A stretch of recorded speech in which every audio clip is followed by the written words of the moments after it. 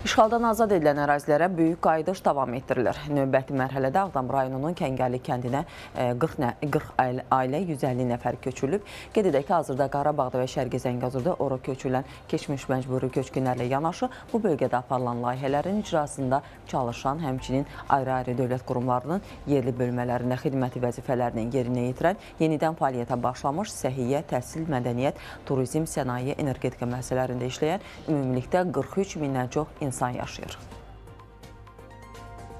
Mənim Ağdam çox gözəl şəhər olacağını ümid edirəm. Ağdamda oxumağı çox arzulamışam. Ağdamda böyük gələcəyim olsun istəyirəm. Həmişə nənə-babalarımdan Ağdamın yaxşı şəhər olduğunu eşitmişəm və Ağdamı görməyə gedəndə həm həqiqətən adam pis olurdu. Biz bu 32 ildir bu günü gözləyirdik.